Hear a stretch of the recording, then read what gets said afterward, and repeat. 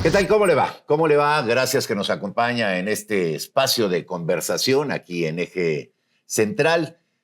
Y le saludo, como siempre, en nombre de este equipo de trabajo. Gracias por estar aquí. Mire, hoy vamos a tener una entrevista muy interesante, porque hablar hoy sobre lo que va a suceder en la vida, no solamente judicial del país, no solamente lo que respecta al Poder Judicial, sino en términos de su vida política, económica, social, ¿sí? A partir del 1 de junio, es un tema que a todos nos tendría que importar y del que teníamos que estar pues, muy involucrados. Eh, se planteó una reforma muy ambiciosa en términos de esta soberanía que es el Poder Judicial. Estuvo discutiéndose en el terreno parlamentario, ¿sí? No solamente con los actores legislativos, ¿sí? A través de los académicos, los partidos políticos, en fin, los constitucionalistas. Y finalmente, pues se decidió una reforma de gran calado en el que hoy juzgadoras y juzgadores del país estarían buscando una posición en las distintas estructuras del Poder Judicial, a nivel de ministros de la Suprema Corte de Justicia, magistradas y magistrados y jueces, ¿sí? Y para ello, pues hemos buscado recuperar para el análisis, pues algunos de los personajes importantes que hoy pues están en esta circunstancia de buscar el voto de usted para llegar a presidir alguno de estos espacios. Ha llamado la atención en redes un personaje, la maestra Doralicia Martínez, por la forma en que ha presentado su intención de llegar a ser ministra de la Suprema Corte de Justicia de la Nación. Y a mí me da mucho gusto tenerla ahora aquí con nosotros platicando. Maestra, ¿cómo está? ¿Qué tal? Qué gusto. Gracias por De recibirme. Coahuila, ¿verdad? Coahuilense, saltillense. Sí. Ha habido gente muy importante en Coahuila en la vida política nacional. Efectivamente. Sí. Bueno. Presidentes. Sí. Y ahora usted buscando llegar a ministra de la Suprema Corte, tiene usted una trayectoria muy interesante, maestra, no solamente académica, con estudios fuera del país, en la Universidad de La Mancha Castilla, que es una universidad muy prestigiada en España, estudios aquí en México, experiencia parlamentaria. ¿Por qué quiere ser ministra? A ver, cuénteme. Bueno, a ver, lo primero que yo quisiera externar es que esta aspiración mía de ser ministra, de pertenecer al Poder Judicial, no es una aspiración nueva. Yo en 2023 intenté ser magistrada de la Sala Superior del Tribunal Electoral, que era la única vía abierta para abogados independientes, como era mi caso, poder llegar a los órganos jurisdiccionales. Porque sí hay algo que vale la pena reconocer, que es que durante mucho tiempo el Poder Judicial fue un Poder Judicial cerrado, que para que uno pudiera pertenecer a él tenía que trabajar en él, Sí. tenía que formarse en él, y no había como esta posibilidad de abogados externos, de otro tipo de litigantes, de otro tipo de perfiles que creo que también podrían enriquecer al Poder Judicial, y que en ese momento no había otra oportunidad de poder hacerlo. Las únicas vías o los únicos canales que había era el ámbito electoral. Entonces yo en 2023 intenté ser magistrada, hice todo el trámite y llegué a la final. Se mandó una terna al Senado, una terna que nunca se votó, otra terna se quedó de reserva en la propia Corte y luego vino la reforma. Entonces, digamos, en mi caso, esta aspiración de pertenecer al Poder Judicial no es una aspiración reciente, es una aspiración ya de hace algún tiempo, y es también poder aportar todo lo que uno es, todo lo que uno ha hecho, todo lo que uno sabe para fortalecer la institución jurisdiccional más importante del país, que en este caso es la Suprema Corte. Ha habido en muchos momentos como una disputa en la propia Corte, que si hay los ministros de carrera judicial y otro tipo de ministros, y la verdad es que los perfiles de otro tipo de ministros han enriquecido mucho al Poder Judicial, y yo creo que mi perfil es uno de esos que abona a la impartición de justicia y a la protección de los derechos humanos. A ver, maestra, están ustedes enfrentando una circunstancia inédita, ¿sí?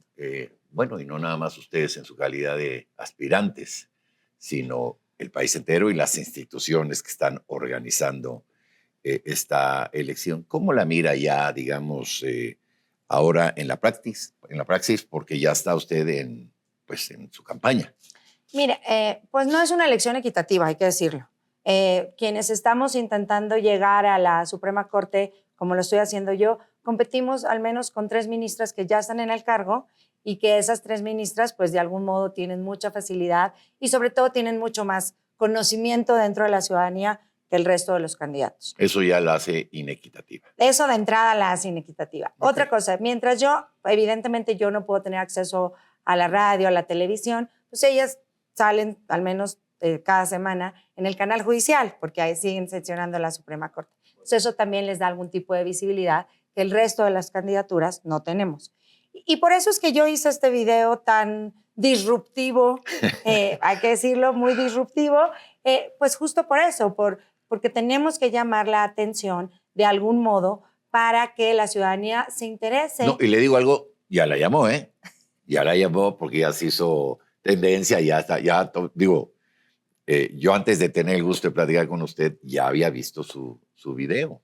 Sí, y yo creo que también tenemos que generar que la ciudadanía se interese en el Poder Judicial, porque lo que está pasando es que no hay un interés de participar. Y usted decía hace un momento, y yo coincido plenamente con ello, el Poder Judicial influye e impacta en la vida de todo el mundo.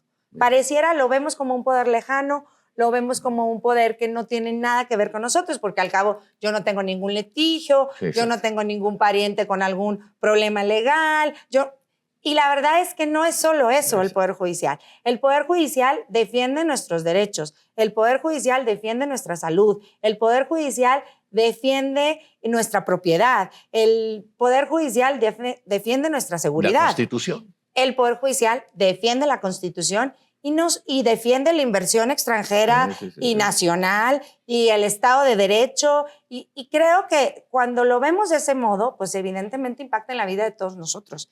Y sí, también para mí es muy importante decir, la reforma puede que nos guste, puede que no nos guste, ya está. Hoy es lo que está vigente, es la Constitución, y tenemos que hacer que la ciudadanía se interese, participe, porque de lo contrario, lo peor que nos puede pasar como mexicanos es que fracase el Poder Judicial, porque entonces vamos a fracasar como país.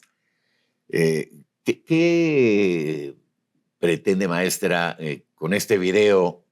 Repito, se ha hecho muy viral, búsquelo por ahí si no lo ha visto, Dora la Transformadora. ¿Qué pretende con esto cuando derriba ahí esta pila de papeles?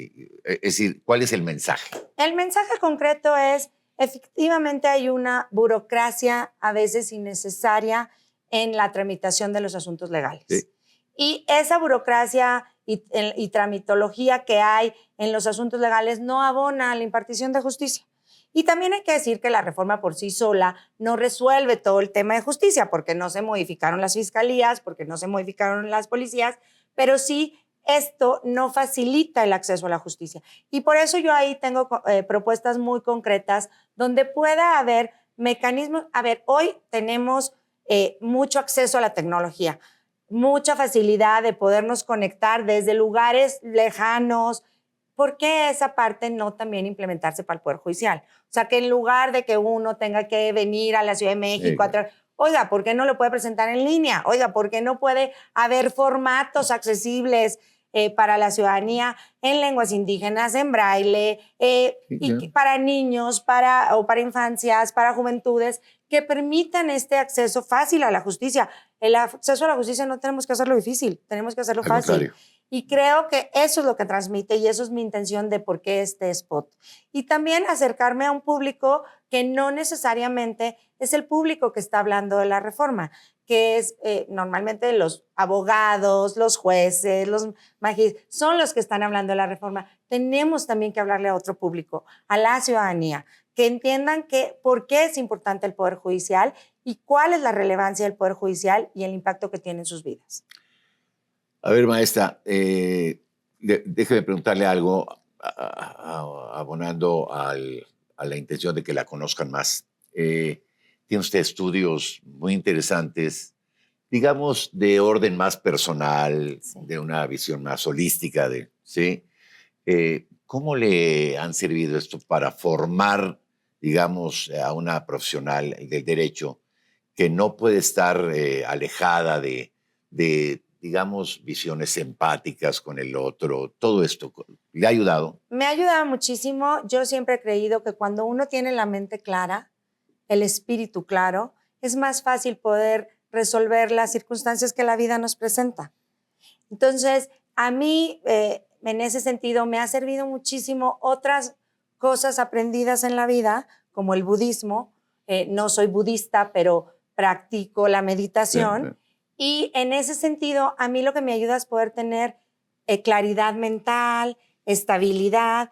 Y creo que cuando uno decide juzgar al otro, porque esa es la chamba de un juzgador, esa es la chamba de un ministro, de un magistrado, de un juez, cuando uno tiene que hacerlo desde la empatía, tiene que hacerlo desde el reconocer al otro por lo que el otro es, su circunstancia, por qué lo llevó a estar en ese conflicto legal, qué impacto tiene ese juicio en su vida. Una visión como, digamos, de Ortega y Gasset, ¿no? Digo, Claro, yo soy yo y mis circunstancias. Y las circunstancias marcan las vidas de las personas. Sí, claro. Y uno no puede alejarse de esas realidades de injusticia que se viven por todos lados. Y a mí estas materias me han ayudado a poder tener claridad mental, empatía, caridad, de poder entender también humanismo. La política está tan deshumanizada que lo que primero tendríamos que hacer es humanizarla. La gente, y otra vez volviendo un poco al video, para muchos litigantes son expedientes, no son personas. Es un número de folio, no son personas. Sí, tristemente. Y tristemente, y creo que al menos a mí estas otras materias me han servido justo para eso, para tener una visión integral de mí misma y del otro. Decía Aaron Barak que la justicia tenía que tener también esta parte de no es solo pasión, es razón, no es solo interés, es reputación, no es solo imposición de una norma, sino también la empatía o la caridad. Sí. Y bueno, es un gran jurista. Sí. Nada de lo humano me es ajeno, ¿no? Nada de lo humano me es ajeno. El alma también se cultiva. Sí, claro. Dígame algo, maestra. Habla usted 4 idiomas y entiende otros 3 más. ¿Con esta facilidad? Pues, a ver, yo tuve la fortuna de vivir algún tiempo en el extranjero. Entonces eso me permitió, y bueno, desde Pero muy pequeña. Pero usted en España, viví también en Bélgica unos años. Entonces hablo holandés. Hablo holandés. Es muy complicado. Es muy gutural, es muy complicado. Hay excepciones de las excepciones. La verdad también es un idioma, una lengua que habla un porcentaje muy pequeño del mundo. Sí. Bélgica una parte, los Países Bajos otra, y Surinam en América. Y bueno, hablo francés, también derivado de esa experiencia de vivir en Bélgica y después de haber continuado más estudios de francés. Hablo inglés porque toda la vida en casa soy norteña, entonces al ser un estado fronterizo, Coahuila, pues todos los niños. Y pues yo siempre he dicho que uno aprende los primeros idiomas y después los siguientes vienen por añadidura, porque si no se parece al español, se parece al inglés, si no se parece Entonces eso me ha permitido pues tener esta facilidad. Y más allá de que pues, a usted se le hayan facilitado mucho las cosas en algún momento, supongo que habrá tenido acceso a lecturas muy interesantes que han enriquecido su bagaje de conocimiento jurídico, maestra. Sí, a ver, yo también tengo que decir que me gusta muchísimo leer. Y recientemente, por ejemplo, me invitaron a la presentación de un libro que se llama Resolviendo el conflicto desde el lugar donde se origina, que hizo este jesuita atilano que está muy involucrado con las causas de él y otro sociólogo, que van justamente a hablar sobre lo que tiene que ver con la justicia distributiva, cómo poder resolver conflictos desde lo local, desde donde se origina el conflicto, en la justicia cotidiana, facilita todo lo demás. Sí, Y claro. porque lo que hace es más bien evitar que el conflicto crezca. Claro. Y la verdad es que eso a mí, por ejemplo, me enriquece, incluso también lo que tiene que ver con lecturas que permiten también darnos cuenta que el derecho todos los días cambia, y porque cambia la sociedad y que necesitamos también irnos ajustando a las nuevas realidades. Sí. Ya hoy el derecho no es solo lo que dice la Constitución y la ley, sino también los tratados internacionales. Sí, que están a nivel de Constitución. La progresividad de los derechos, todo esto, y creo que eso siempre ayuda.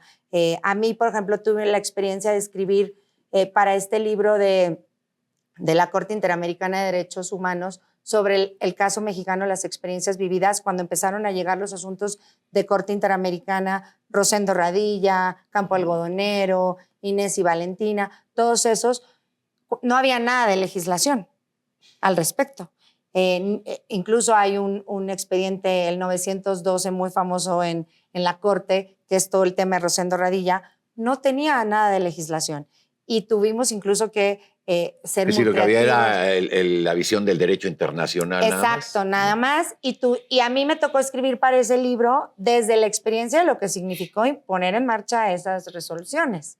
Y ese tipo de experiencias en el extranjero que también están plasmadas en libros, pues nos ayudan muchísimo también cómo los países van resolviendo sus problemas legales. Regáleme unos minutitos más para que quienes nos están viendo conozcan un poco más de usted. No, digamos, ya no de su trayectoria, que pues ahora no la ha platicado de manera muy sucinta porque tiene una trayectoria muy larga a pesar de ser una mujer joven. ¿Cuáles son sus lecturas predilectas, maestra? Bueno, a ver, me gusta leer muchísimo, por ejemplo, a Rosa Montero.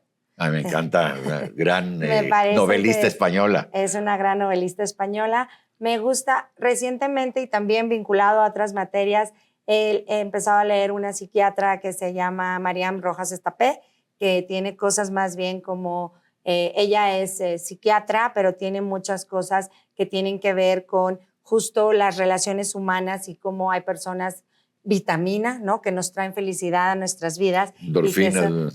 Exactamente. He leído recientemente también algunas cosas de ella. Me gusta leer muchísimo. Ahora, bueno, recientemente también leí a mi paisano, y no paisano porque aunque toda su vida la ha hecho en Coahuila, no es de Coahuila, Julián Herbert, que también me parece que es un gran escritor. Sí. Y bueno, pues así le podemos seguir juntando algunas otras. ¿Cuál es su visión de la familia? A ver, yo vengo de una familia donde mis padres nos han enseñado que los hijos aprenden el amor a través de ver a los padres. Mis papás tienen 58 años juntos, casados y felices, además. Somos 3 hijos y tengo 4 sobrinos. Y yo tengo lo que suelo decir siempre, hijos de otras especies. Me encantan los perros. Entonces tengo 3 perras que me hacen pues la vida muy feliz, la verdad, porque los animales tienen una energía que nos hace de verdad crecer la nuestra. Son seres que vienen a dar amor. Sí, incondicional, además, un amor incondicional. Sí. Y bueno, la verdad es que mi círculo familiar es un círculo familiar pequeño, pero muy enriquecedor. Pero además también viviendo en la Ciudad de México he tenido la oportunidad de tener otro tipo de familia, como los amigos, como los que luego se vuelven hermanos. La familia que nos regala la vida. La familia que nos regala la vida y que son pues quienes unos los eligen, ¿no? Exactamente. Entonces, en ese sentido, yo también soy muy afortunada porque tengo grandes amigos que llenan mis días. ¿Qué le diría a usted a quien nos está acompañando en esta conversión, por lo demás muy grata, debo decirlo? Gracias. Para que votara por usted. A ver, lo que le diría es, si queremos tener una justicia cercana, si queremos que la Corte deje de lado esta cuestión alejada de la ciudadanía, en Dora la Transformadora tendrán una ministra cercana. En la boleta hay que marcar el número 19. Y también, si queremos que la justicia esté en movimiento y no solo se quede en la Ciudad de México, que la escuela judicial permita no solo enseñar a los juzgadores y al Poder Judicial, sino también a la ciudadanía qué son los derechos humanos, qué es el Poder Judicial en sí mismo, cómo se accede a la justicia, necesitamos que el día 1 de junio voten por Dora Martínez, Dora la Transformadora, el número 19 en la boleta morada. Maestra, gracias por venir a platicar con nosotros, que haya mucho éxito. Muchas gracias. Que tenga mucha suerte en esta pues, inédita elección. Y pase lo que pase, platicamos después del 1 de junio, ¿no? Cuente conmigo. Sí. Sí. Le agradezco mucho su visita. Gracias a usted. Muchas gracias. Buenas tardes. Hasta pronto.